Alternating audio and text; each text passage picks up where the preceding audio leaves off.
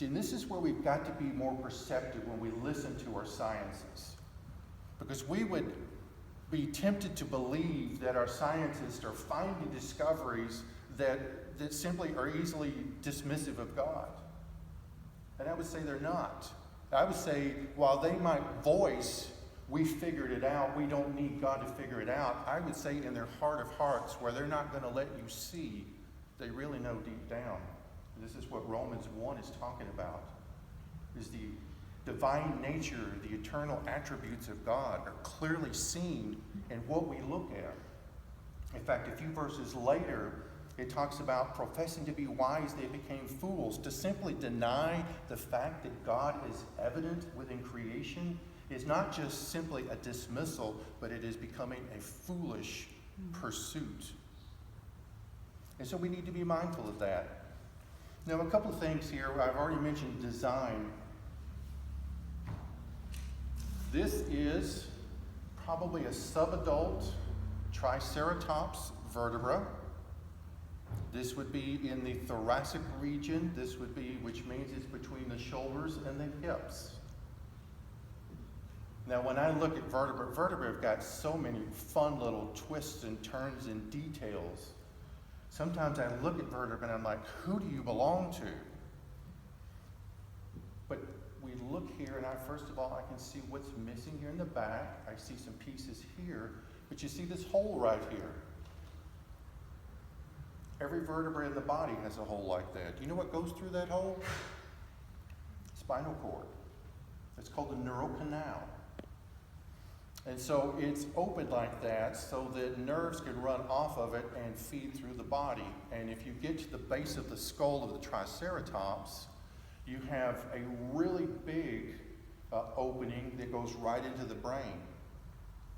And so when we can look at the skeleton, we can see where the soft tissue, we can see where the brain would be. In fact, some of the vertebrae have little holes in the side of them called foramen, where you would have nerves or blood vessels that would penetrate through and keep this alive.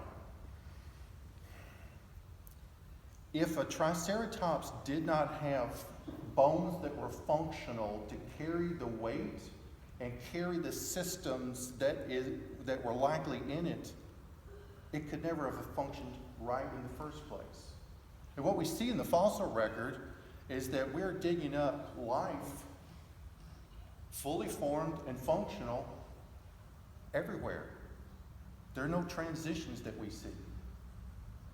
And so I enjoy looking at the bones because we tell people when we're digging, one of the key things you need to be looking for is design.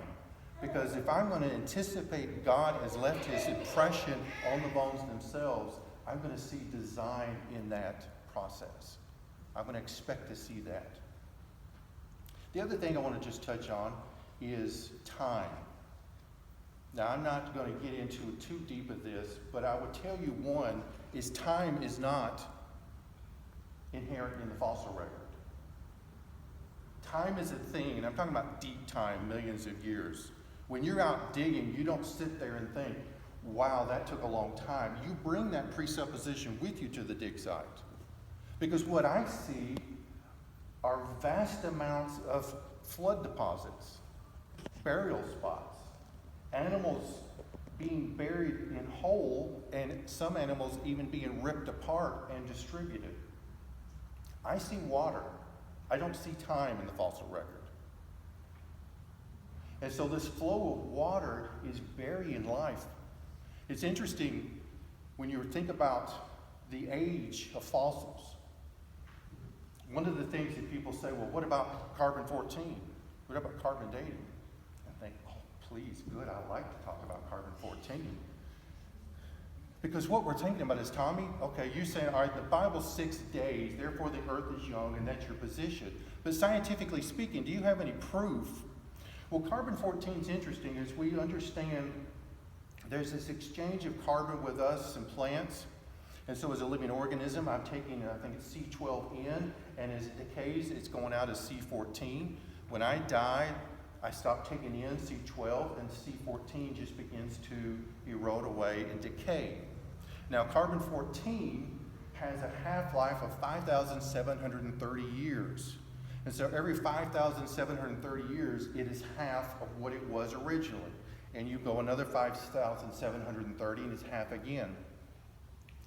Through mathematical calculations, when you get to about 100,000 years, there is zero traceable carbon-14 left in an organism. And so when I get to this bone, if this dinosaur died out 65 million years ago, and carbon-14 should basically zero out at 100,000 years, how much carbon-14 should I ever find in this bone? None. Not even close. And yet we have 3 bones in our collection that we've sent off to independent labs, and each example has had carbon-14 in it. Now, does that slam the door shut? Certainly it doesn't. But the evidence fits for a younger Earth model than it does an older Earth model. My argument here is not so much to argue with you about time, but to recognize the nature that time has a way of muddying the waters for us. And what I want you to see are the muddy waters. I want you to see that the flood has implications. I want you to see the flood was sent by God as a result of the sin of humanity, and this is a judgment upon the world. And so when we dig up fossils, we're not just digging up cool dinosaur bones, but we're digging up proof that God judges the world. And in light of that, it reminds us that we need a Savior, because the Bible tells us is that Jesus is going to come again and judge the world. In fact, Matthew 24 talks about, so it was as in the days of Noah, so it will be in the coming of the Son of Man. Which means Jesus is saying, you remember what I did before? There's going to be a sense in which my suddenness, my judgment is going to be total like it was before. And so we just need to be reminded that the cross of Christ, the shed blood of Christ, the redemptive work in our lives is the thing that gives us the salvation. As much as the ark saved the animals in the flood, Jesus Christ saves us in eternity. So let me close with this one passage to kind of just set us with respect to, because I am over time. I knew I would.